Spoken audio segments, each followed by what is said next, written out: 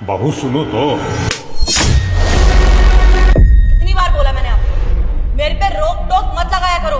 बाहर जा रही हो, टोका कैसे आपने? चेतना, ये क्या तमीज है?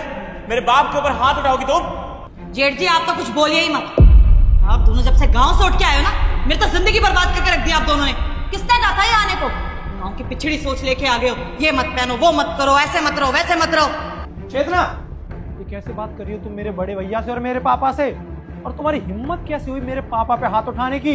हिम्मत कैसे हुई? बिल्कुल सही किया है मैंने, मेरे को बांध के रख दिया। तुम तो चाहते ही ये थे ना।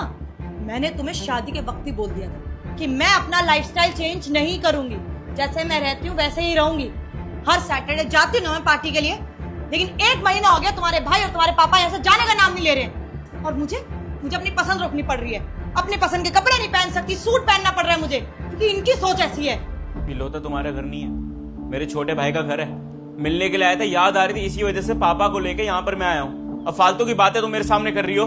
मिलने के लिए ना 1-2 दिन के लिए आता है कोई, महीने के लिए यही नहीं बस जाता। वहाँ कोई औरत है नहीं इनका ध्यान रखने के लिए। जहाँ गाँव में रहते हो वहाँ भी औरतों को परेशान करके रखा होता है। यहाँ भी यही करने आए हो आप दोनों कि मुझे करो परेशान। लेकिन मैं ना ऐसे परेशान रहने वाली नहीं हूँ। मैं तो जैसे रहती हूँ वैसे ही रहूंगी। जैसे कपड़े मुझे पहनने वैसे कपड़े पहनूंगी, जहाँ जाना है वहां मैं जाऊंगी। बस चेतना, अब तुमने अपनी लिमिट क्रॉस कर दी है बर्दाश्त करने की।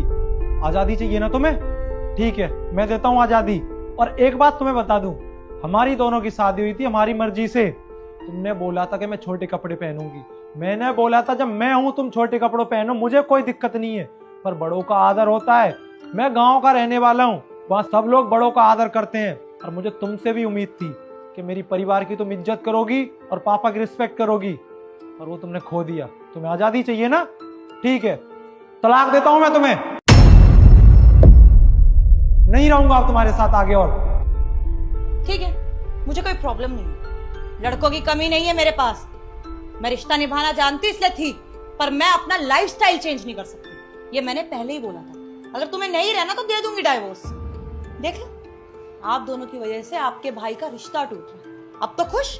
यही करने आए थे आप दोनों? सचिन, इस परिवार में मैं सबसे बड़ा हूँ, और रिश्ता टूटेगा या बचेगा उसका फैसला मैं करूंगा। तुम दोनों कमरे में जाओ। पापा कैसे? मैंने कहा ना, जाओ अंदर।